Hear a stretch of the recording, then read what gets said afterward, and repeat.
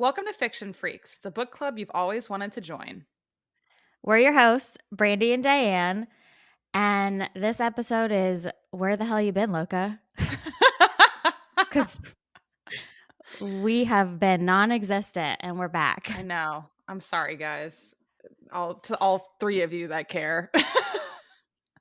Hey, there's more out there. They're just I I've had hope some so. people, like my dad. Do parents count? Yeah, I think so. Okay, cool. Life happens though. Life happens, and it's been a hell of a past, like, what, 4 months or whatever. Yeah, some Um, serious changes for sure. you guys, Diane moved. She left me. I did. I moved out of the state and I got a new job and I have a new house and all the new things. But I'm only in Charleston, South Carolina. So I'm still driving distance. It's a pain in the butt to drive, but it's still feasible. Yeah, But but it feels flying, far. I think we're in the age bracket now where we're too old to be in a car longer than like 6 hours. So we need to Maybe fly. even And less than that. I feel like I get in, like, 3 and my back starts hurting. for sure. Yeah. I don't know how like road dogs, people who are on the road all the time do that. That's insane.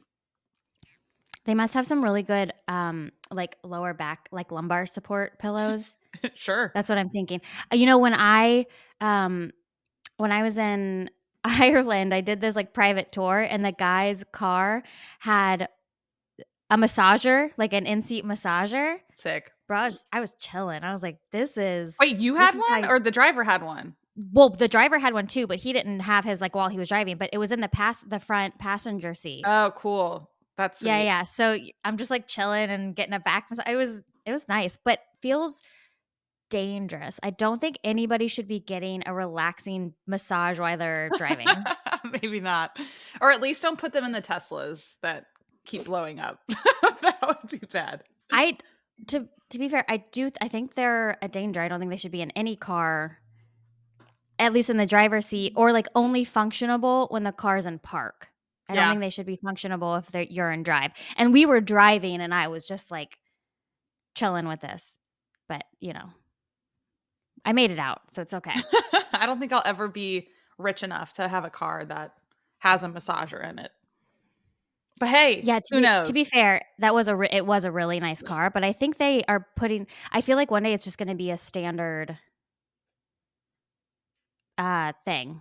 I don't know why, but it's That's like crazy. a seat heater, seat Yeah. heater, seat massager, I always every forget that car. my car has a seat heater, It's so and nice. when I remember, I get really excited about it.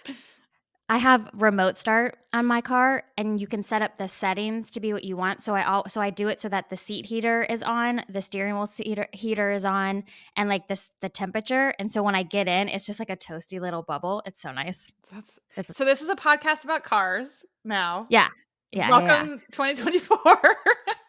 That's the direction we're moving. I realize Big announcement. we haven't said a single thing about books, but No. okay, we're back. Okay, for real though. We This is gonna be a 2023 recap of just all things reading and books. To be fair, it was a weird book year. Same. I read a lot of books. I read more than my goal initially was 75, I think. And I definitely surpassed that, which is cool because I felt good that I read a lot. I think I'm on book 80 or 81 right now. Nice. But I did a lot of and I did go over this on my Bookstagram post the other day, but I have so much like I want to divulge about this because you and I haven't really talked about this yet so far. Um, but I did a lot of like going outside my normal genre Mhm. and trying to read books that I normally wouldn't pick. And to be fair, I shouldn't have done that because it did make me realize that I like what I like and that's okay. Yeah. And I recognized that I just am like a sad girl lit and that's just, how I'm gonna be forever, and it's okay. It definitely also sorry, my mic is being funky. Oh, there we go. Ooh, that sounds so much better. Okay. Um, I definitely realized too, and I think this is crossover from both my trip to Ireland and a lot of the books I picked up there, but I just resonate so much with the like dark emotional destruction of your soul books. And I I have a lot of the books that I bought in Ireland by Irish authors that I still need to get through, and I'm very excited about being able to start the year with that because I feel like it's going to be a strong for me, strong 5-star Yeah. read start. But yeah, I just I tried so hard this year to really broaden my book horizons, and it did not feel successful. But you said you had some like nuances too. So what was yours? So I was going back through my for this pod episode to be like, what did I even read? Because, a year is a long time to try to remember everything that you read. And I realized like the first couple months of the year, I was focusing on those like NetGalley requests for like Okay. random books, that sounded good, but were by authors I didn't know, which I love discovering new authors and like finding a new person that I like will want to auto buy, but the ones that I picked and got selected for, um, they just really kind of started my year off with me reading really slowly because I wasn't really wanting to read what I was reading. And so, and you know me, if I get like through a certain threshold for a book, I have to finish it because I'm like, I've already wasted so much time with this thing. I've got to at least, to me, if I finish a book, I can have a stronger opinion about it because I've read the whole thing and I can tell you that Sure, like you want to see it through. yeah, and I can Yeah. say without a doubt the entire thing was bad, as opposed to like I read the first Me, yeah, like who the first goes, couple chapters and then I miss yeah. out on like the redemption arc, of the story. And so I think I wasted a lot of months reading books that I wasn't picking for any particular reason. And I think that's also why I couldn't remember what the hell I read because none of them stuck with me for any good reason either. So I think that was kind of weird. I was all over the place with what I was reading. Like I ended up reading several like story what's it called? Fairy tale story retellings, but like very dark ones, which were really interesting. But like, I have no interest in reading 10 different variations of Peter Pan or like, once you've read it, I feel like move on. Like, I'm not someone who rereads books. And I think that's probably kind of weird for some people. Like, I think a lot of people have go to books that they've reread like many times and want to read different versions of that. Like, there's so many different variations of like Charlotte Bronte books and Jane Austen books, and I don't really care about reading any of those. So for me, I don't know, it was definitely a weird reading year too. I okay, so positive twist on this. I definitely read some really amazing books this year. And I did like a little top 6 on my Bookstagram. Um, but one of my and I've talked about this on one of our other episodes because I read it earlier on in the year was the Night Circus Yeah. by Erin Morgenstern, and I still think about that book on a weekly basis. Like I still it just pops up into my head randomly and I'm like, it's just so much could happen in that book. It was so good. It was so well developed. Just every single piece. That is a book that I might read again. That Mm, like I'm not a huge rereader either, but that is a book that I'm considering this year rereading it again just because I feel like there's more I can get out of it. mhm. Um and that was such a random fluke of a read too, right? Like you just told me about it, gave me your copy and then I read it and I was like this just sort of flipped my Yeah. reading world for a minute. I was like, "This is incredible," and it's not something I would have I would not have picked it up based on book cover because I don't love the book cover. Mhm. And also when you read the synopsis of it, it doesn't really, like, give the heart of the book. Yeah. You actually do have to read it to, like, experience it, but then once I was in it, I was like, "Oh my god, this is possibly like a life-changing book. It's just so good. Well, and I only Um, read it because of a book club. I didn't yeah, yeah, pick it yeah. up either on my own. I read it because of a book club, and I was like, "Ooh, this feels like a Brandy book. Like, I'm gonna give this to her." And it's funny that you bring it up because Heather just read it and was texting Mm. me about it, and she had some thoughts that I hadn't even, like, considered about the book, and it's kind of changing a little bit of my opinion about the main character, and So how what did she say? I'm curious. so she basically brought up the fact that, like, he shit all over Celia and, like, kept her on bait and hook thinking that, there was gonna be something and that he could possibly love her, and the girl that he told to go into the circus and, like, keep track of things, and, like, she, like, obviously loved him, and her and I were, like, joking about it, and I think she had, like, Stockholm syndrome. Like, she She really. did. Oh, she 100% Yeah, did.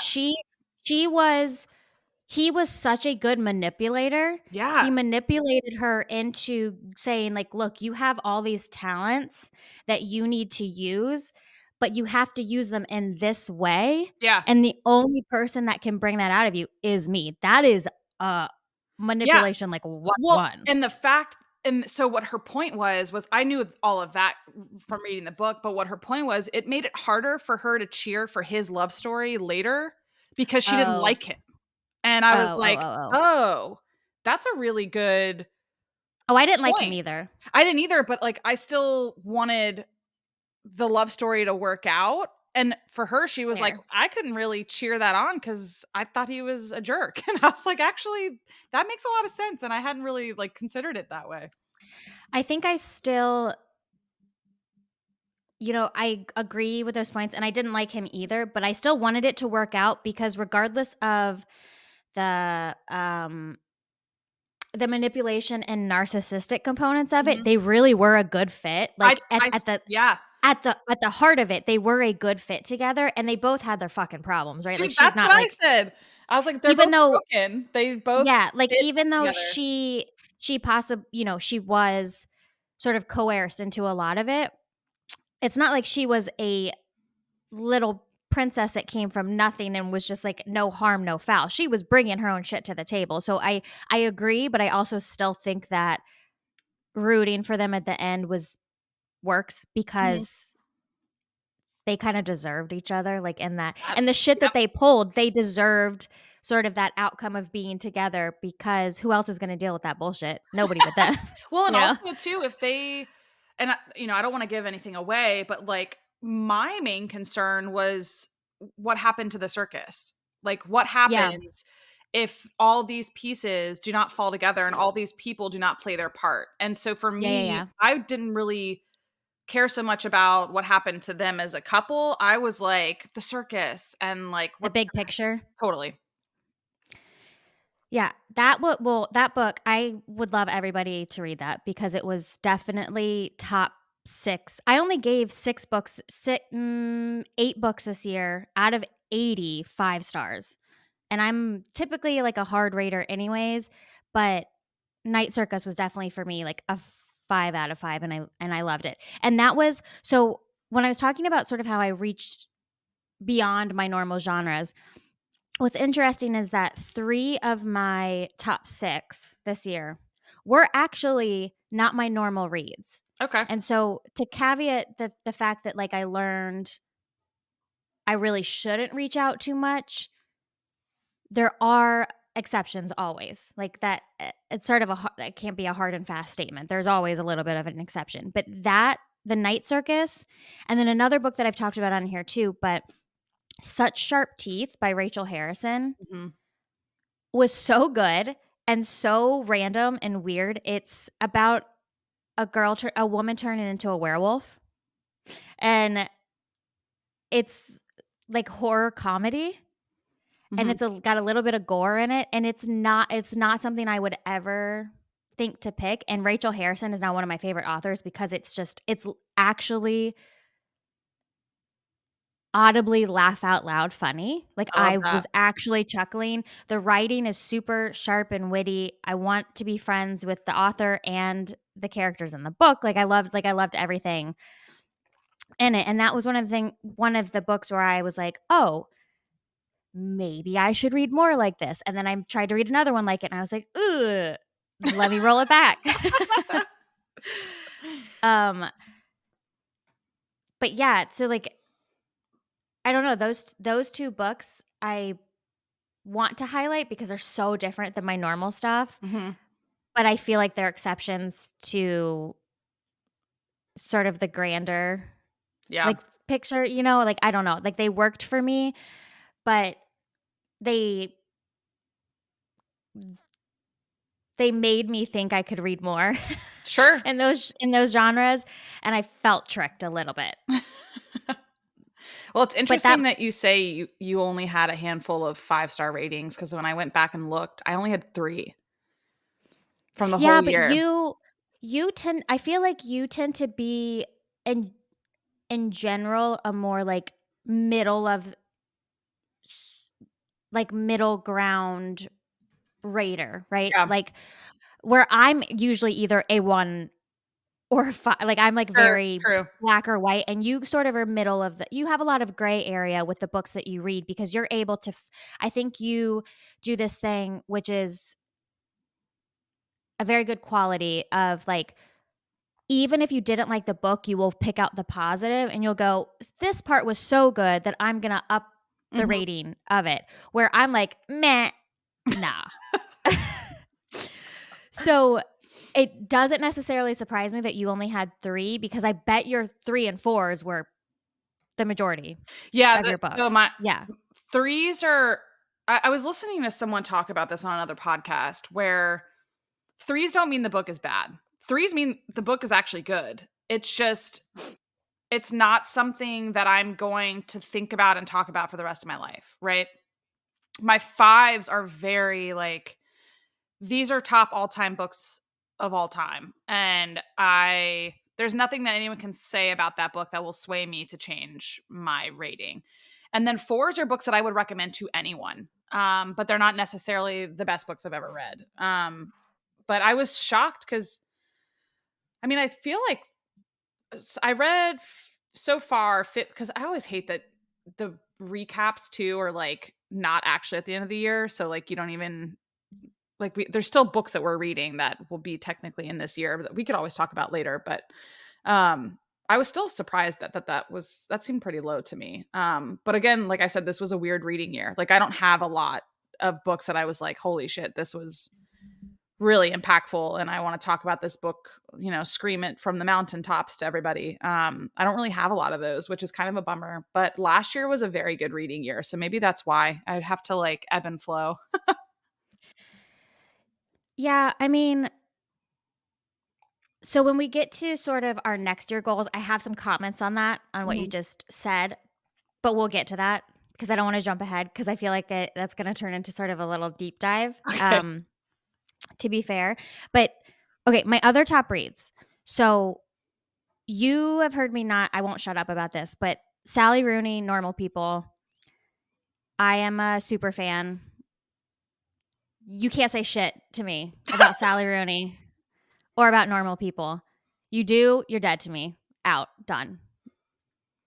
Won't hear it. I will not hear any slander against Sally Rooney or Normal People. That book legitimately has ruined my life. Has ruined my life In what because way? I can't read a single book without comparing it or thinking about it. I can't Mm, I her Sally Rooney's writing is just it's so impeccable. She just and it's partially I think the way of Irish storytelling. They just have this distinct, like robust, straight to the point way of writing and telling and going through these stories that is unmatched in my opinion because it's heartbreaking, but you're also rooting for the people. And she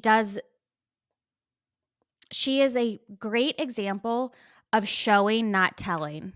And I know that that is a lot of people discuss this a lot, right? So like the example of saying he's mad, mhm. or saying a look crossed his brows, right? the difference of showing and telling. Sally Rooney is very good about immersing the reader into what is going on, Mm-hmm. and her characters are all so nuanced and dark that it makes them real. Like she writes about humanity in a way that I don't think a lot of books do. So you can relate because you're like, oh, they have good and bad, Yeah. but it's good and bad that is realistic to what I've experienced or what you haven't experienced. I will say it's a very traumatic book, but I don't know. Like I said, can't say shit to me about it because number one, I feel like forever. I'm truly, truly obsessed with that book and the show, to be fair. The show is one of the best book to shows I've ever seen. They just did such a good job on that. So yes, I will scream to the mountaintops about that. Another top read was for me was The Wren by Anne Enright. She's an author I actually did not find until I was in Ireland. She's an Irish author. I came across her book in a bookstore. I think I was in Belfast. I asked actually the bookshop keeper, I was like, hey, this sounds good. And she was like, Anne Enright is one of my favorite authors of all time. And I was like, sold, done. It ended up being one of, it's now maybe in like my top 10 books ever. It's, Cool. and I, What's it about?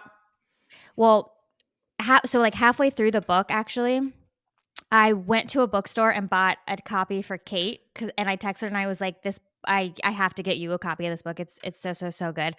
But it's about, okay. So the initial setup is there is a girl and her mom, and then her granddad, and her granddad is a famous Irish poet, and essentially it's about generational trauma and Hmm. how you go through it. And so you see her life, you kind of see her relationship with her mom, and then you see insight into why her mom is the way she is because of her granddad. And she is known, the main character is known because her granddad was famous. And it's just this, it's really just about her life. And I love that. I love Mhm. books that like almost nothing really happens, but they're just so good.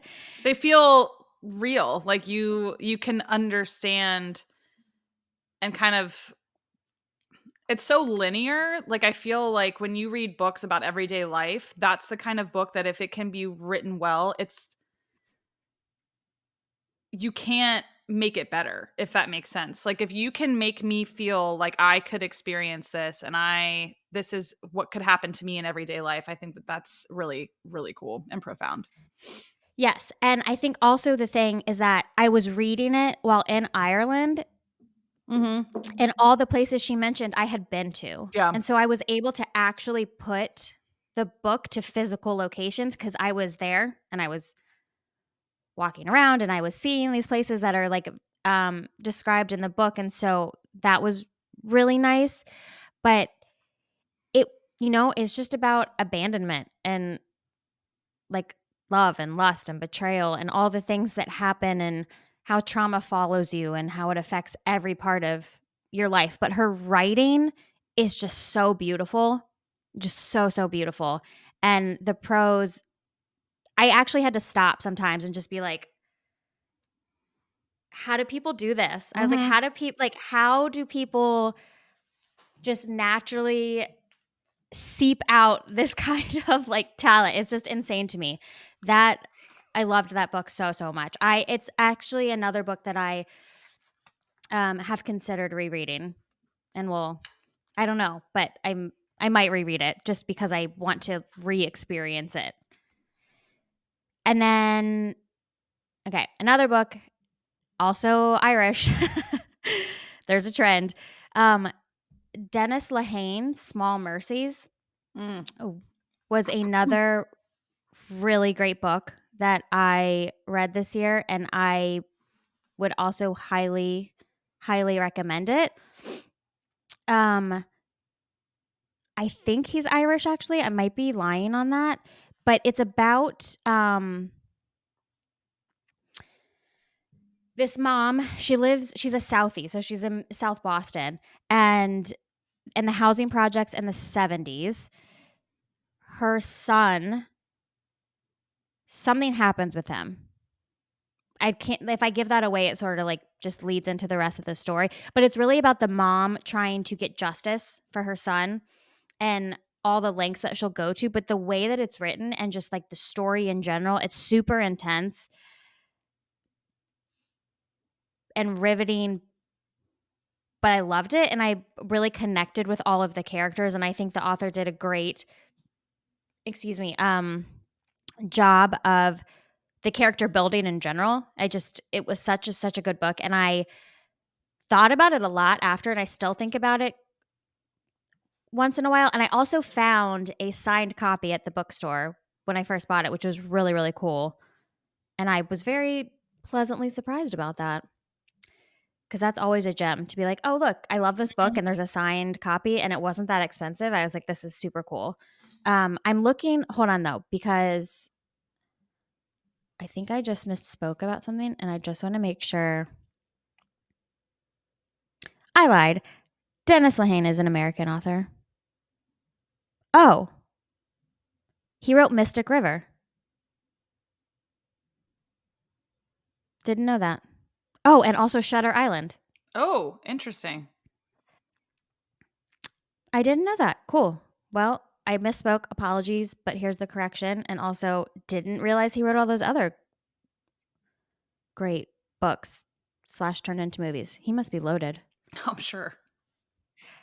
Okay, I have one more that I want to talk about. Nothing to See Here by Kevin Wilson. Mhm. That book is so good, and it gets raves by everybody I know that's read it. It's really short. It's really fucking weird. What's his other book too that he wrote that's also getting like really rave reviews? He just came out. It just came out. Yeah, I think so. Um, yeah, it's called Now Is Not the Time to Panic. Yeah, I have not read it. It's on I haven't my either. TBR. But I do plan on reading it because Nothing to See Her was one of my favorite books, and it was so good and strange. So it's about twins who have disturbing abilities. Essentially, they set themselves on fire, and the narrator is their babysitter or their caretaker, and that's it. That's the whole story. It's just about him taking care of them and all the shit that they learn, and it's hilarious and funny and witty and I don't know. It's just all the things, and it's such a fast read. It was one of those ones, I think I read it in like 24 hours because I was like, I just want more. Yeah, And it brought me out of a reading slump, and I loved that for myself. I love when that happens. Yes. Okay, top reads. Okay, You. so one of them was something I'm currently still reading is the Throne of Glass series. Mm. I Would love to chat about this because I'm still in book 5. so I'm currently doing the tandem read Oh, for yeah. Hour of Yeah, yeah, Dawn, yeah. and it's annoying lugging 2 books around all the time, but, it's really fun to read that way. I was really intimidated by it, and I was like, "I don't know if I'm gonna be able to do this because A, I have ADD in general. B, I was like, is it gonna what if I, like, accidentally go too many chapters past?" But it's been really easy to follow, and I actually downloaded, like, a guide so that I check off. Yeah, I was gonna say, I've seen, like, Yep. printouts where you've got, like, the breakdown, so that's what you're following? I have to, otherwise I'd be like, Yeah, I don't yeah. know what I'm doing. But so far, really, really good. Out of those books thus far, Heir of Fire and Queen of Shadows have been my favorite so far. And I've I'd heard have to look Kingdom of up. the order of it. Sorry. Yeah, well, I'd have to remember which ones I think were it's 3 and my. 4that I really Okay. like, I think. Are you on I'm so on what book are you 5 and on? 6 right now. I'm doing the tandem read for 5 and 6. Tower Okay, of Dawn and Empire of Storms. I'm in book 5. I Okay. think I'm, like, I plan on picking it up after I finish this book that I'm currently reading, but yes, I'm in book 5, and I am not tandem reading, and I will not do that. Yeah, it's a lot, but I really like it. And so I've heard book 7, which is the final book of Throne of Glass series, Kingdom of Ash. I heard that it is like just brutal, just heart-wrenching.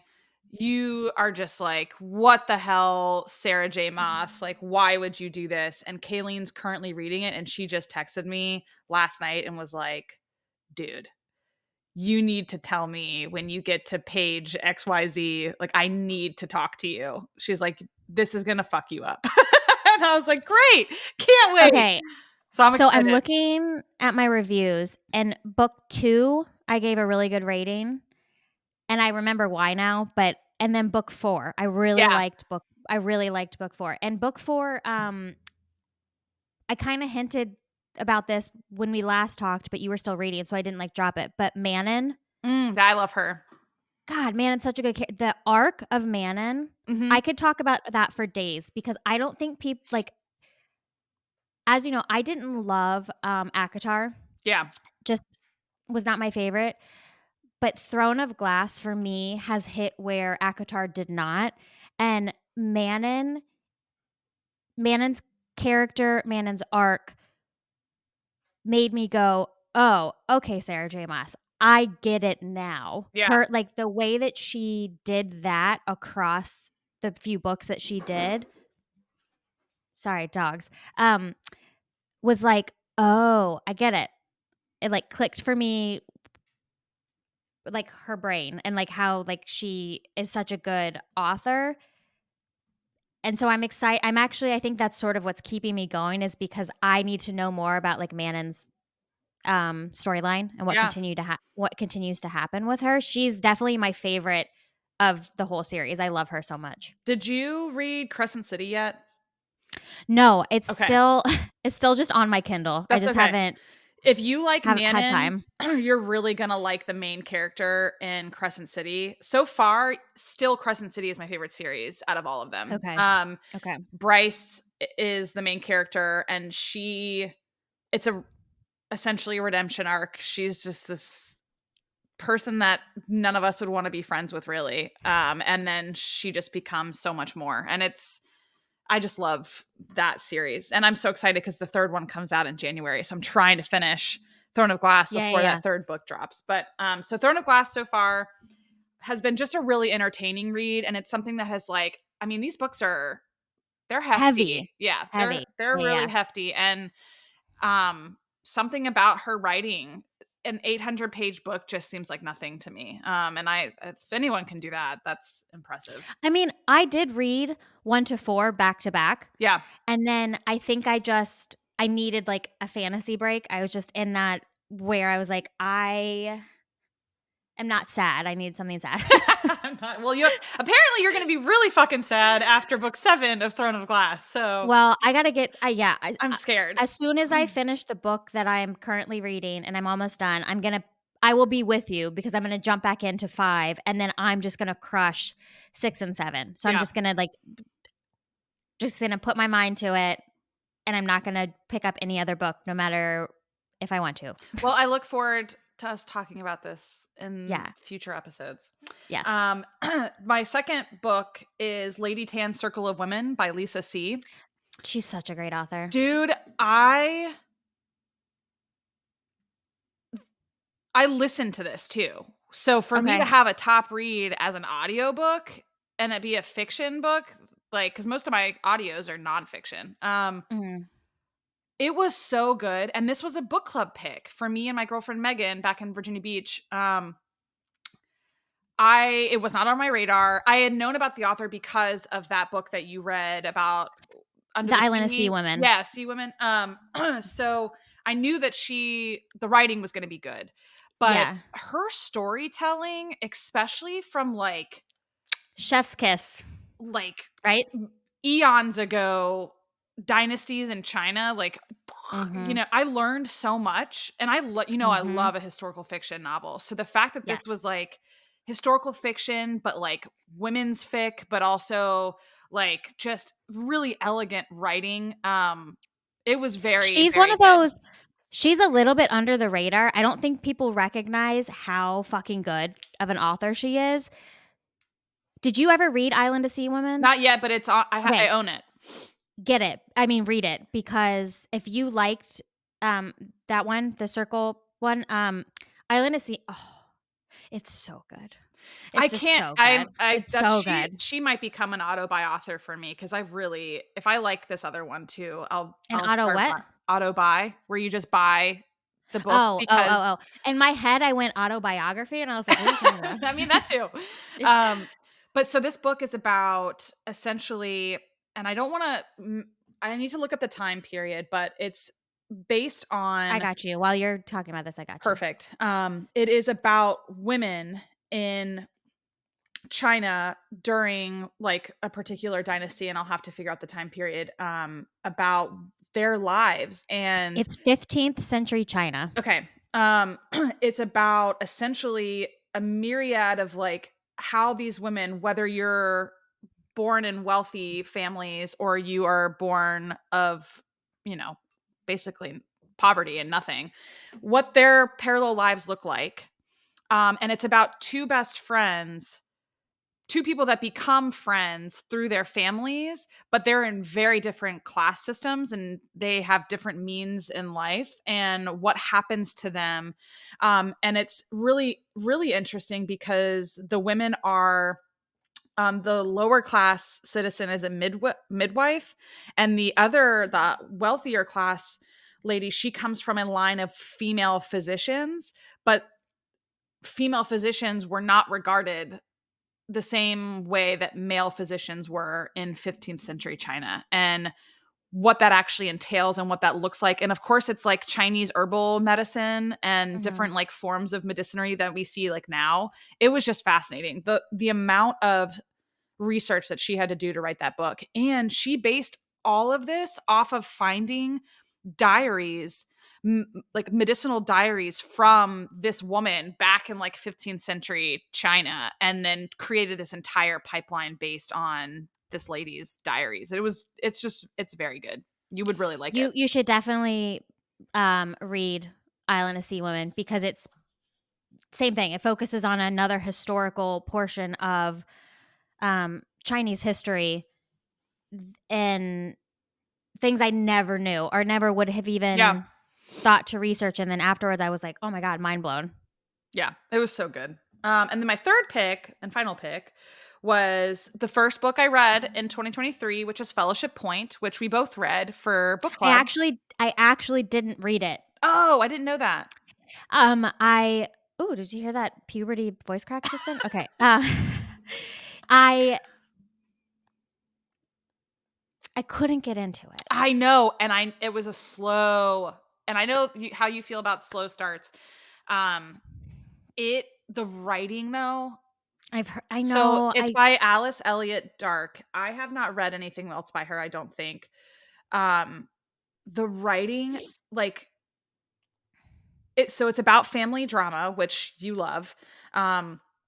It is Don't we based, all though? I know. It was based in a setting that was so like it felt so visceral. Like the fact that she could write it to a place I've never heard of or ever been and feel like, "Oh, I know exactly what you're talking about." Like I can picture exactly where this is and what you're looking at. And of course the whole book was about nature and landscape, and for me, like if you can do that well, like Charlotte, what's her name? The girl that you love that made me cry my eyes out. She wrote Migrations and um When We Were Wolves or whatever. Sorry, you broke up for 1 second. Oh, what's that author that you love? Charlotte Uh-oh. something. She wrote can you hear me? Are you back?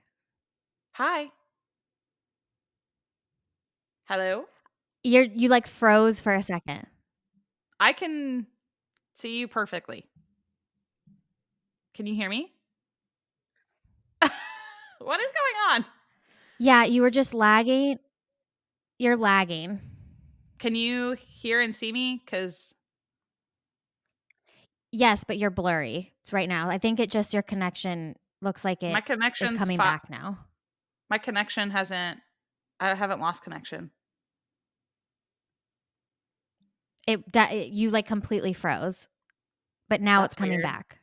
I could see you the whole Yeah. time, and it was just like Yeah, because I was like, "I don't know what's going on." it was so funny. I was, like, not frozen at all, and I was like, "Brady, why are you sitting there like a Because you were sort of statue?" just, like you were blurry, and then it sort of paused, and your voice was going, "Meh," like this. That's so funny. But Okay, you're back now. perfect. So it's about, like it's the whole a character of the book is the nature, is the scenery, Okay. is, like, the location. Like, the location is a character, which I love when that happens. That I But it heard you mention Charlotte McConaughey's book, and Yes. I think you were connecting those together. The way Okay, she writes understood. about nature is the way that Yes. Alice Elliott Dark writes about nature, and I Well, just it's really still think on you should my give it another try. I was just gonna say, yeah, it's on my TBR. I will attempt possibly again, but it's, like, low on my list because I have so many other things I wanna read. Yeah, I hear you. I definitely hear you, and it's a big one. The It's a really big book. Yeah, it has a very, beautiful cover, though. I really I like the agree. cover a lot. So, speaking of this coming year for sort of, like, reading goals and things like that, Yeah. I have decided I'm gonna sort of switch up my approach because I think my OCD, ADHD nature is not conducive with picking a number, because if I pick a number, I have to meet it. Mhm. And it takes out, I think, some of the enjoyment of just moving my way through books. So I'm not going to do a reading goal this year. I'm not going to do a reading goal number, because like I said, I don't know. I get that number in my head, and then I go, I have to finish these books. I have to get these books because I have to track them, and I have to have my number, and I am focusing on the wrong, Yeah. Numbers don't mean shit. like, It really means nothing. but when Goodreads it's sort of like a fun thing to be involved in, right? Like, what books are you reading? How many did you read? Having a reading goal. And I get that. I just this year I'm gonna move away from that. And there's a really cute pit bull in my neighbor's backyard right now, and I can see him, and he's very cute. Okay, distracted. I'm back. So the other part I think of this year is too. Of course, I am a full backer of do not finish. Like, did not finish, do not finish. If you don't fuck with a book, let it go, move on. Don't feel bad about it. I still stick by that, and Yeah. I will continue sticking by that. But I also think that this year I'm going to be learning from last year. If there is a book that everyone's like recommending and I'm like, I'm going to try it. I'm just not going to try it. I'm going to stick to what I know, Stay away because from book talk. it's just like, it's for me, like we've talked about this, but there's too many books I want to read. There's not enough time. I have the things I want to read. And, over this past year too, I have been a lot more intentional about the books that I buy to take up physical space on my bookshelves. Yeah. And am going to really continue that. And I think it helps me be more mindful. And I appreciate that when I look at my bookshelf, it's really ones that I love, that I truly love and would want to recommend to other people, and authors I really want to support. And then on top of that, for this year, I have decided that on my Bookstagram and just in general, I am not going to post reviews or things that I didn't like. Yeah. I'm just going to stop giving them space in my brain, on my social media, everything. If I didn't like it, I didn't like it, and I'm going to move on. But like, posting about it, it really doesn't do anything for anyone, especially for me. And I'm giving too much, I think, time and energy towards things that I'm just essentially talking negative about because I didn't like it. Yeah. And as we've talked about, like, not every book is for everybody. And me talking about how I didn't like it doesn't mean that so many other people will or have, and I just feel like it's just a waste of Yeah. Well, and being in the universe, I so think too it's a really good point because there's been so many books that I've read that because of the time that I read them at, I loved them. Mhm. And that might necessarily not have been true if I had read them at any other point in my life. And so the opposite could be said for that, right? I read a book that I don't like, but it could be just the season and the time frame that I'm reading it that I'm not enjoying it as much as I might have enjoyed it another time of the year. So for me to just shit on a book, it might actually not be a bad book, it just could be something that I read it at the wrong time, or it's a really good book and it's just not a book that is ever gonna I fit have for me. I have maybe, like, 3 exceptions to this rule. 1 sorry. 1 is Colleen Hoover books. I'm gonna hate on them for life. I can't it just is what it is, and it's fine. Number 2, um, that fucking Barbara remember that book? Barbara, what were you gonna say? Barbara what? The butterfly what was in it? What is it? Mermaids. What was Yeah. Yeah, mermaids, okay. That also, forever hate. Um, and there was one more, but I don't remember what it was, and that's fair. But yes, moving forward, unless, like, we're talking about it and, like, it casually comes into conversation, if it's on, like, a did not finish or didn't like, it's just going into the memory trash pile, and I'm moving on. Yeah. Like, recycling bin, we're done. It's also hard to talk about books you didn't finish, like, because you don't have the full. Unless no, I mean, well, it depends because sometimes I like just, like, shit talking a book No that I didn't way. finish because well, I mean it in the sense of, like, sometimes the first third of the book is really so bad that it is fun to Sure. divulge about because you have to be like, how did you get through the rest of the book if you did finish it when the first, like, quarter was so bad? There's just no that for me is like, we gotta shit talk it because we gotta deep dive it and figure out what am I missing? Yeah. Um, so that feels like a learning opportunity for me. But on top of that, I have some, like, we're gonna our normal hot take section is just gonna roll into this because these are gonna be hot takes, and I'm gonna quickly bust them out, and then we can talk about them if we want to. Number 1, hardbacks are supreme number 1 pick. Paperbacks are okay. Kindle is always last resort for me. I will never choose a Kindle, version unless I'm traveling or unless it's the only option, but Kindle is always my last resort. I know that is not the case for a lot of people. I know you like Kindle. I just meh, it's I okay. don't really read Kindle unless I'm traveling.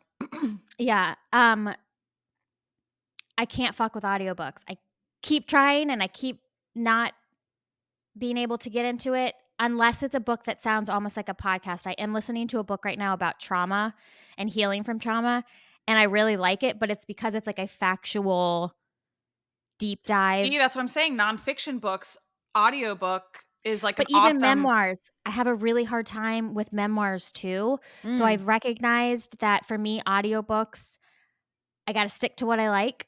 And I just am not an audiobook girly, and that's yeah. fine.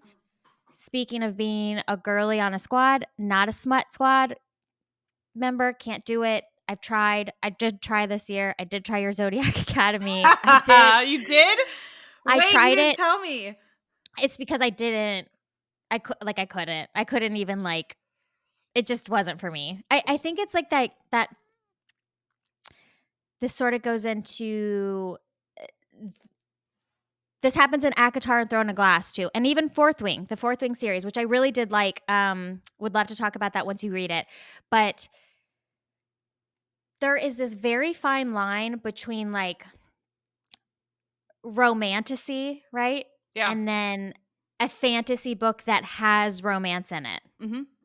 And the romantasy is so hard for me. And that is why I didn't like the ACOTAR series because I just can't get into those portions of the book. It's just it's like too much. It's just it feel you know, and I think that's partially why people like it because it's like soap opera-y and Mhm. very visceral and things, and that's fine. Just for me, it doesn't work. Um, and Zodiac Academy to me, it felt just a little cheesy where I was like, Mhm. my brain went to, I have a lot of other books I wanna read, Yeah. like, type of thing. I think that's one of the big pieces, but I have just this one thing I have definitely learned this year is I'm not a smut girly, and if that is in a book, if I'm really enjoying the book, I will sorta just skip over that and Yeah.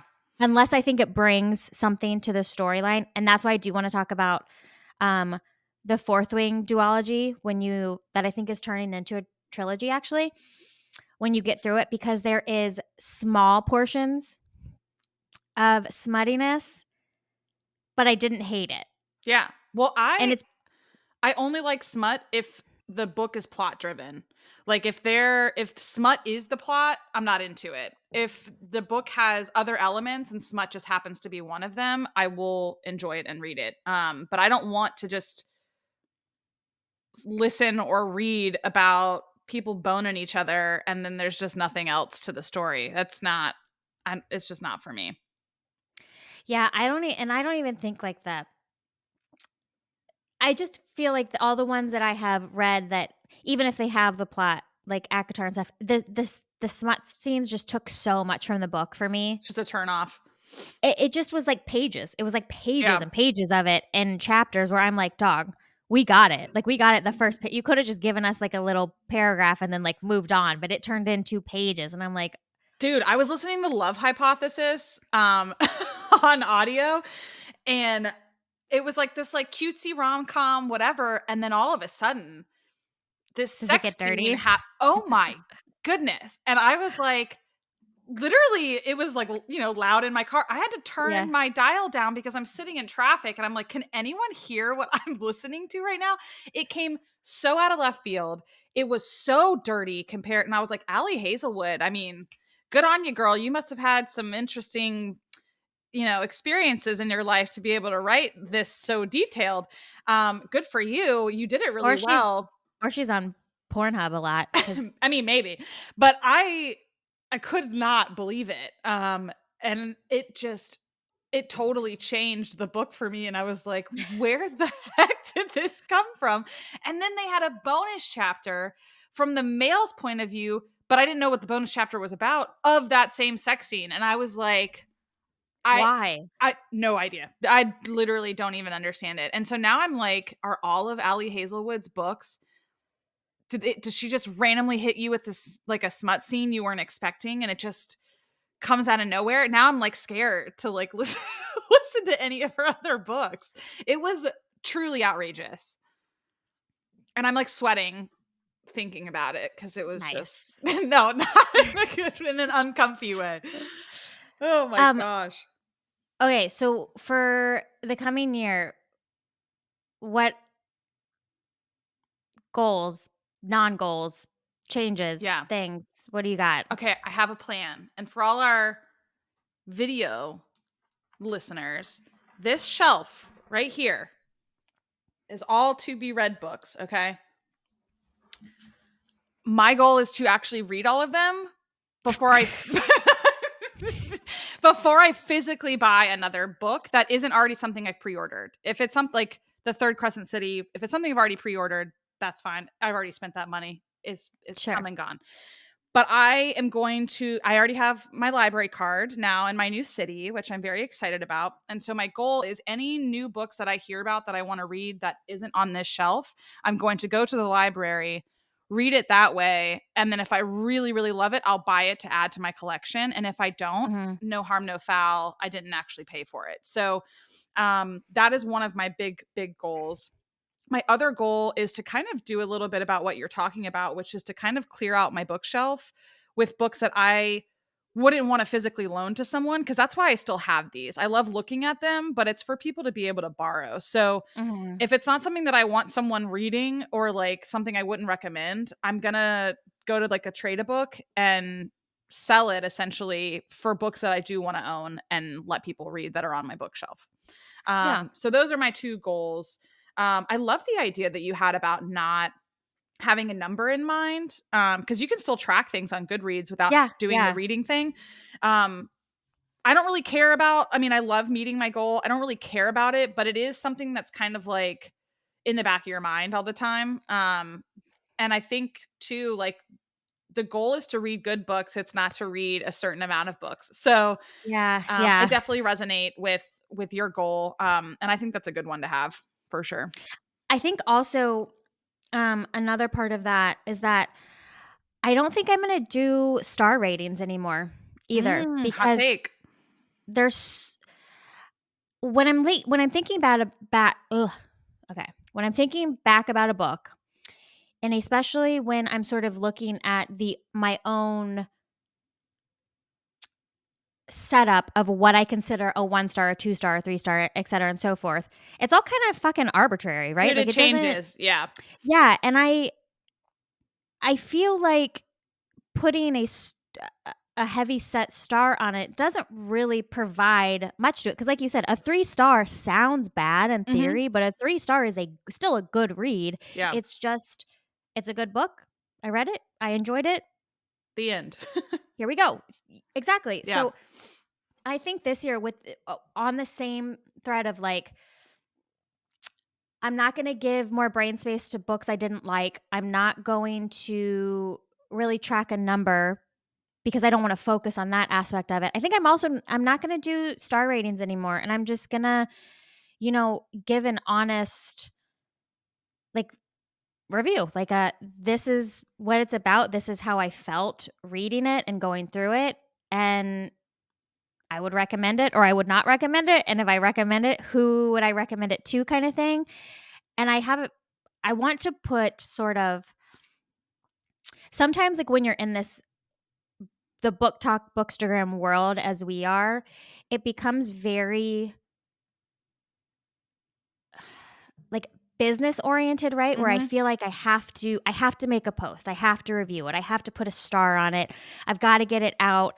I've got to talk about it just to talk about To it. stay And I don't want to relevant. Yeah. yeah, and I don't want to do that. Like I don't want to like I said, I don't want to give time to shit I didn't like because why am I taking up the space? And I don't want to be so focused on like who the hell am I to like give a 3-star review to somebody's book? I've never even written a book, you know? So I just like what I just want to like change my own mindset of like how I'm doing this and I want it to be back to like fun. Like I want Yeah. to review books because I really enjoyed it and I really want to tell other people about it and I really want other people to enjoy it too and then come back to me and like let's discuss it. And so all of that I'm just sort of trying to shift my literary mindset into that Yeah. I've direction. also toyed with the idea of turning my reviews into like videos and just being like, you need to read Yeah, this, yeah, yeah. and then that way I'm not sitting there dwelling on like, how am I going to perfectly Sure. articulate this in text? Because you and I are very much perfectionists with the way it comes to like how we write Mhm. things. And that becomes a piece that I don't like about it. Like, because then I feel this pressure to like give it the exact specifications and like justice that I want to provide in the actual caption of the post Yeah. as opposed to like what the post is about. So I thought Same, about and that. that's sort of the concept that I'm, like, gripping at too is I feel like I've been focusing on the wrong parts. I've been Yeah. focusing on the number of the year. I've been focusing on the star of the book. I've been focusing on making sure that I'm putting it out into the world, like, a certain way, and I need to and I don't wanna focus on those portions. I wanna focus on the other ones. Yeah. So, yeah, I think, like, I just am sort of trying to shift the way my brain works when it comes to having social media with the reading, right? And Mhm. like balancing that out because it's a weird world to sort of be in when, especially like the pod and stuff. Like you have to be pragmatic about it, but it doesn't have to be perfect. Like, it just Yeah. like, we just need to talk about it, and that for me has always been, a harder concept, but in the past, like I said, I've focused so much on these, like, specific points, and I need to open my horizons. Yeah. It's also really hard to manage the book account, the podcast account, and your personal account, and I'm almost kind of wishing that I didn't separate a book account from my personal account, and I just people who don't wanna be in my personal account looking at books, see you later. I wish that I had just kept it the way it was before when I was rating and just doing book crap on my personal one, because I care more about my friends, like, and I discussing books than I do about me discussing books with strangers, if that makes sense. And Yeah. so, I don't know. I think I'm just gonna, I mean, and I don't really post a lot on my book account anyways. I kind of use it just to like get inspiration and ideas about books to read. But I might start kind of overlapping my personal account again with stuff, because people who don't go and follow the book account I don't get to talk to them about books. So, And to be fair, like, for me, I essentially don't use my personal Instagram anymore other than to message you and Shauna memes. the And then friendship love language yeah, in yeah. 2024. Yeah. So, that was an issue I was having, and then I just stopped using my personal Instagram because I just as everybody knows, like, social media is just, like, so depressing sometimes, and I just, Mhm. like the thief of joy and comparison and all that kinda shit, and I have been focusing. Oh my god, this pit bull has a birthday hat on. Aw. I'm sorry, you guys, this is the best day of my life. I didn't even know he lived next door to me. I love him. Okay, but yes, so, like, my focus really has been on, like, my Bookstagram a lot, and I agree with you about, like, the chit-chatting with friends, but I also love meeting other people, like, Oh, sure. in the grand world of being like, "Oh my god, you love this book too?" Like, "Cool. You live in, I don't know, wherever, across the world," and Yeah, it's just very cool. I don't know.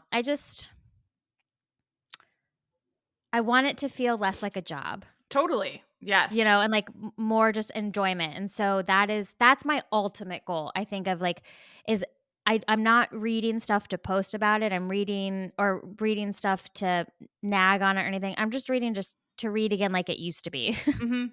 I started doing that this year, and I mean, I picked some pretty terrible books to read because, I didn't have a ton that I loved. But I just stopped kind of posting on my socials about books because I only post when I feel like it needs to be said, and that's been really helpful. But it's hard. It's a hard world to navigate. And I also care more about this podcast than I do about my little bookstagram. So I would rather put my time and energy into this. Yeah, I think that my favorite part about, like, Bookstagram has been I like seeing I like finding people that like the same types of books that I do. My least favorite part about the social media aspect of, like, Bookstagram and even, like, the pod and stuff is that it uh, it almost always seems like everybody is only focusing on the same books, the same Sure. 5 or 10 books. They never talk about anything else, and then your feed is flooded with the same ones, and there's not a lot of diversity, it feels like, in reads and in genres, and that can be very, um, pigeonholing and then Mhm. makes me less inclined to, like, want to participate. Yep. And so I will definitely go on sort of breaks of, like, I don't wanna hear about this fucking book anymore. Like, I don't I just, like, don't care. Yeah. And that was happening, um or, like, how, like, Instagram, if you like one post, suddenly your whole, like, Mm. explore feed is now everything about this, and I'm like, "You can't like anything, can't, like, participate in anything because then your whole feed turns into whatever Yep. that one thing was." But is this gonna make, like, all our listeners be like, "We're not gonna even look at their Bookstagrams out, 'cause Well, and whatever. If that happens, that's okay too. As no, long look at as mine, 'cause I like posting, it's fun. I do actually put a lot of effort into my flat lay pictures of my yeah, books. I actually really enjoy doing that. That is one aspect of it I really enjoy. I like finding different backgrounds for all the books, especially when the books have really awesome covers. I yeah. love focusing on that. I See, just don't like the rest of it. I wish that I could do more of that, but literally all I do is I'm at home and I'm at work. I don't have Yeah, like but I'm at home too. You know what I do? Don't everybody go steal my ideas, but I take, like, jackets and shirts yeah. and lay them out so it's a different background. I just use, like, stuff around the house for different Yeah. Well, backgrounds. when I'm at home, it's dark outside, so all Well, you you would got get is, weekends. like, really that's true, I could do that on the weekend. I'll do it, like, where I'll take, like, 5 books in different backgrounds, and I'll shoot them all at the same time when the light is good in the Yeah, backyard. that's true. You could just do it like that, but I just use, like, different I'll go around the house and I'll, like, use Matt's jacket for one, and then I'll find, like, a different pattern of, like, my a dress or like, just stuff like that just to help, like, Yeah, kinda I love that. switch it up a bit, and it makes it a little bit more exciting for me, but I like that part. I don't know, and then I look at the other thing, one more thing, and then I'll be done with talking about this, I swear. Um, there are people like my friend Kate who her Bookstagram, when she posts reviews, they are so robust. I mean, they're Mhm. just, like, robust and intuitive, and the way she talks about books is so smart. She's just such a smart person, and I love the way that she both explains the plot of the book, but then also talks about how she experienced it and what she thought. And then I go to my review, and it's just, like, not you know what I mean? Like, I don't ever go into that sort of depth in my reviews, mostly because I don't know, my love language is humor, and so I just always put like a sarcastic sort of spin on it. Yeah. Um, and also, like, I just don't think my brain has the capacity because I read so much too to, like, sit down and put together that big of, like, a response, and I'm like, "What am I really bringing to the world?" I'm like, "I don't." Dude, you've seen that meme, I'm sure, where it's like when when you read a book and you're like, "Oh, yeah, this is amazing," and all these ideas are flying, Yeah, and yeah, then yeah. it's like when you go to talk about the book and you're like, Yeah, yeah, yeah, you're Like, like, "Did I can't I." even form and articulate, like, words to describe this book, and even though you know what it's about, it's like, I don't know, it's just something that, like absorbing something and then trying to articulate it to someone else is Yeah, next to impossible to do. it is because I also, like, I'll have all these ideas, and then we'll get here, um and then I go, I don't know. I forgot." Like brain farting. It's like Yeah. suddenly like I was like, I had all these things I wanted to say, and then I get on here and I'm like, it's just gone. We So, should have, like, a you know how, like, radio shows, they have, like, buzzers where, like, it's, like, sound oh yeah, effects? yeah. That should be one of our sound effects moving forward when we're talking about books. The mouth fart noise I just made? Yeah. Okay, that's fair. I see it again. Did you just see it float out of my brain? I did. Like, I think, like, visually, anybody who watches this will see that thought just went into the ether, and I don't know. Ether, whatever. Oh, man. Yeah. Wait, okay, so before we end this bad boy, what I know you're reading Throne of Glass 5 and 6 right now, but are you reading anything else or is that it right currently? No, my brain capacity can't take on more than that. I do have, Are like you I said listening to anything though well, I just on finished top The of that? Love Hypothesis, and, eh, meh, you know, didn't love it, didn't hate it. It's just meh. Yeah. Um, so I just finished that, and then I don't have another book in the pipeline for audio. So I'm open to suggestions, people, if you wanna, you know, put some out there. I am still waiting for Poppy Wars to come up on Mm, my library. I literally requested it like 2 months ago, and it's still not available. So that's, I guess, a good thing. It means that people are liking it.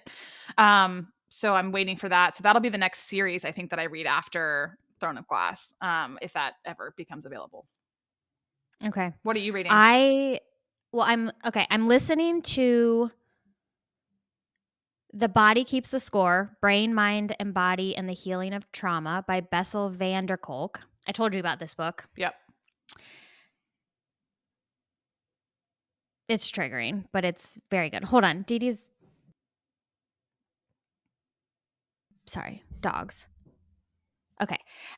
That it's a very good book. It's very triggering, but it is very good. And I love the narrator of the audiobook, interestingly enough. But it comes off like a podcast. I think that's why I'm so involved in it, because Yeah. it feels sort of like you're having a conversation, and I really like that.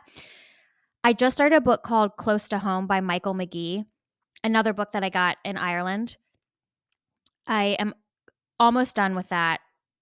And then once I am done with that, I'm going to pick up Throne of Glass again. So hopefully, and then I'm just going to crush Throne of Glass, like I said. And they're Shauna's books. They're not even mine. I need to give them back to her. I've had them for so long. Um, I Oh, also, yeah, no, go ahead. Go ahead. I was just going to say, I also this year, I really want to reread Red Rising series. Yeah. So I have the fourth and fifth of Mm-hmm. that on my bookshelf to read. I want to read, I want to reread that whole series.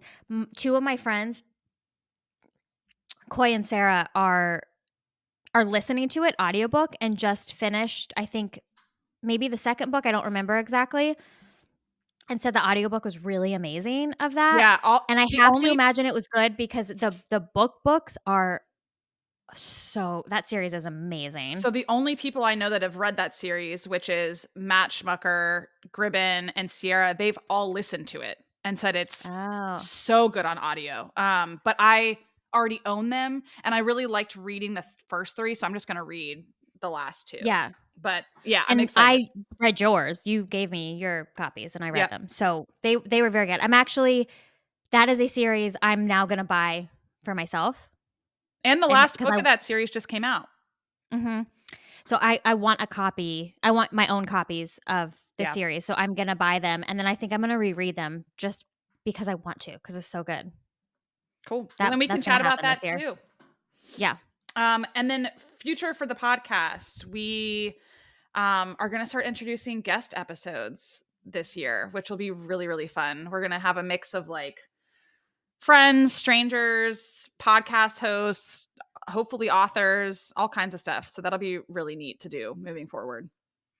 Yeah. And if anybody wants to be a guest, we got a little message box, I don't know, area on the website. Or you can DM us on Instagram too. We hit us up. We're gonna make a little like Google form that you can fill out before your episode. So we've got some topics and interests and things. If you just want to come on and talk shit or tell us about your favorite book or your least favorite book. I don't know. It'll be fun. Really, really whatever. As long as it's related to books and writing, I feel like you can do whatever. Mm-hmm. Oh, well, It's good got to be anything back. else? No, it's just nice to be back. We've had a lot of technical difficulties, which also translated into why it's been a while since we were able to post. So I'm excited that we've found our new groove and something that works. Yeah. Oh, wait. There is one more thing I want to talk about on this episode. Brittany's memoir. You finish it? Yep. I gotta say, the first 50% of it I did not like. Really? Only, and I have a theory. I talked to someone about this.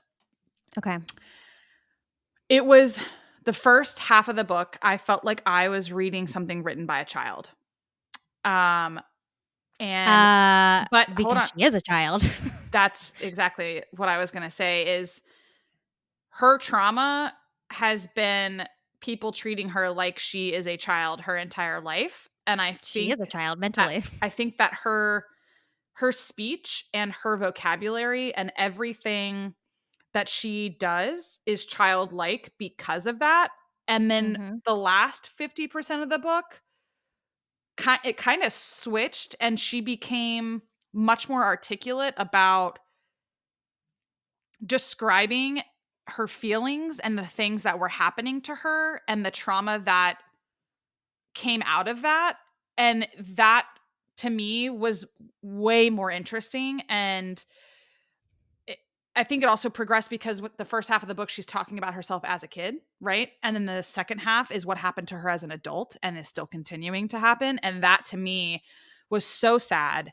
And Michelle Williams did such an amazing job narrating that piece of the book that it did her such justice. And I'm sure Brittany, when she listened to it, was probably like, oh my God, this was really, really good and really cool. So, I have a hot take. I actually did not like Michelle Williams reading it. Mm. I thought she sounded like Brittany, which was weird. I think I think she did a great job. I just there were parts of it that just felt how do I say this? Uh it almost felt like to me like she was doubling down on the persona of like Britney being dumb. Mm. And I Interesting. didn't like that. And because Michelle's such a great actress, I don't think it was intentional, right? I don't think she was like, "Hey, let me read your book and then let me shit on you." I don't think like Sure. that, right? Like I don't think that was but there were parts of it. And again, I don't know if it was intentional. It's a me thing, it's not a them thing. Um but there were parts where I was like, this feels like you're I don't know, like trying to play off of the fact that like we already know Britney's a little bit off her rock. You know what I mean? I don't know. I agree with you about sort of the child like language, etc. But I mean, to be fair, mentally, she will always be 15 Mm-hmm. because they never let her become an adult. They never let her grow into Dee Dee is just being so rude this podcast. They didn't let her progress, right? They didn't let her grow up. And so it makes sense to me why she has limited language to explain herself. And the part where you mentioned like in the second half that it does become more articulate and it does become I don't know, she's like finally able to I think recognize what was going on. I almost like I don't know if that was intentional in her writing or if this like sort of dual personality Mm. is just who she is. There's so many like there's so much to unpack that like really does she just have these two separate personalities that come out because of like all the shit that happened to her or was that an intentional choice of hers to set up the beginning in that mindset and then morph it to the mindset now, right? Like there's Yeah. no way to know unless she like said it or somebody told us, but it is a very particular stylistic choice between in the writing of like the beginning of the book to the second half of the book. It's also so sad. I mean, that Yeah. whole book is it's the way she has been treated her whole life is so sad. Her parents are shitheads. Her sister is a fucking asshole. They all deserve nothing. Yeah. Well, and I too wonder, like, if the first half of the book couldn't be as descriptive because being so heavily medicated, not remembering. Because, like, I know from when I was a kid, I was on a lot of ADD medication and I have barely any recognition and cognizance of like memories from when I was a kid. Like, I barely remember my childhood in terms of like, people will tell me stories and I'm like, I don't remember that. Like there's just things that I just do not remember. And as an adult, my memory is so much more clear and I have a lot more clarity because I'm not on medication. And so I wonder if that's also a piece of her when she was writing that, only being able to describe so much of those childhood stories because she doesn't either remember it or there's just not much more to it because as a child, you're not looking into and recognizing what's happening as it's happening. Well, now that I'm a therapist after being 8 hours into this trauma book, I my professional opinion is that I think a lot of it is just trauma blocking. I think her brain Totally. has just flushed it out so that, you know, as individuals that have also experienced trauma, being the two of us, um, your brain does a really good job of compartmentalizing naturally and like shoving that shit out so that when it does come back to you, it is sometimes in bits and pieces because you don't Mhm. want to remember. So I also wonder, it's probably a little bit of all of that. But I think everybody should listen to the audiobook because for an audiobook, it's amazing. And I binged it start to finish. Um, when Michelle Williams imitates Justin Timberlake, when he saw 50 Cent is Grammy Award winning It's impersonation, so and you should cringy. listen to the book just for that. For that alone is worth it. But it really is a great audiobook. And even though I said I didn't love some of the parts of Michelle narrating, still overall 10 out of 10. I do think she did a great job. And I think the book is really, if you grew up when we grew up and you ever listened to Britney or any, like, it's really good. You should listen to it. I gave it 5 stars. I know I'm getting away from the stars, but for this, I want to shout it out that I gave it 5 stars because I I did loved it. not, but I feel really uncomfortable rating memoirs because, Sure. like, how dare I give a star rating to Well, someone's mine's not so life, much like but content related. It's yeah, more like the setup of it, like the editing of it and that kind of. When I'm rating a memoir, I'm not rating it so much of like the my rating is story. not your life. Like Yeah. I'm not rating what happened to you. My rating is more how it's like articulated out with the editing and the publishing and in this case, the audio narration I thought Mhm. was really like I said, all of those part is what made me give it a 5 stars because I also felt like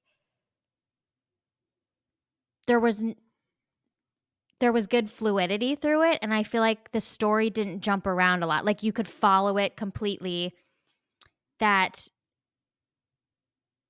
some memoirs are very like back and forth, back and forth, back and forth, and I thought this one just had a great setup and went through a lot of things that were publicly known, and then a lot of like in the background, a lot of things that weren't that were like jaw dropping too. It was Mhm. just, I just thought it was for a memoir, especially. I just thought it was a very good one.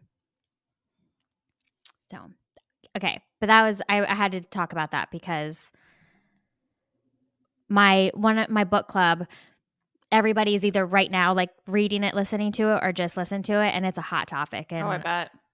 and I love chatting about it. It was really sad. It was. It was very sad. It makes me less concerned about her Instagram post now because I'm like, oh, I get it. Mhm. And That's she rough. and I really liked the piece where she talked about her Instagram and Mhm. why she does what she does, and I was like, Mhm. "That makes a lot of sense, honestly." So, Yeah. No. I thought I really enjoyed that too because it was very insightful yep. of her being like, yeah, I do this, but also, And I like, recognize that you think it's weird, and this and is that's fine. yeah, yeah, it was Yeah. Yeah. Yeah. interesting. Yeah. But then the funny thing is, though, when you listen to that and like we're acknowledging right, we're like, yeah, it makes sense. But then you go and watch her Instagram and you're still like, Yeah. Well, I also I don't know. There's a lot to you be know, said. sure, sure, and okay, yeah, we'll leave it there. Um, okay, well, guys, we're back. For This the will be a long one, but it'll likely be back to our sort of like normal hour moving forward. yeah. And we'll be rolling out with some book review ones too, moving forward back to our schedule of 2 a month. And we'll even have our first guest, hopefully soon. We'll leave that a surprise. Yeah. Who it is. Yeah, I think that's. Well, and Happy New Year. Yeah, Since we'll Merry be Christmas, Happy Hanukkah, Happy Kwanzaa. all the things, all the holidays. I've probably missed 10 other holidays that I can't think about. But. You know, this season has already sort of been a shit show, so it's okay. Mm-hmm.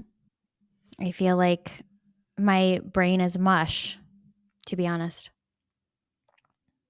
It is what it is. Well, thanks for listening to Fiction Freaks. If you enjoyed the show, please share it with others, rate, review, hit subscribe if you have not already. And hopefully we'll have this up on YouTube. Yes, this should be our first video for YouTube. Let's hope that it works out and you guys can enjoy our lovely facial expressions as we chit chat too. We do want to know what you guys are reading, enjoying, not enjoying, so that we don't read them. Yeah. Or anything that you guys want to hear us talk about or talk about with us. Like we said, we're going to be doing guests this year. You want to be a guest? Hit us up. Connect with us on Instagram at Fiction Freaks Podcast, or you can email us at fictionfreakspodcast@gmail.com. We have bookstagrams. I don't know. We got a website. We got all the things. We're on the World Wide Web and you can find us. Thanks. You're not even going to say your line? No, I'll say it. Are we going into the new year and you're changing it up? I just forgot what it was because it's been so long. Okay. Thanks for getting your fiction freak on. Until next time. See y'all. The end. Bye.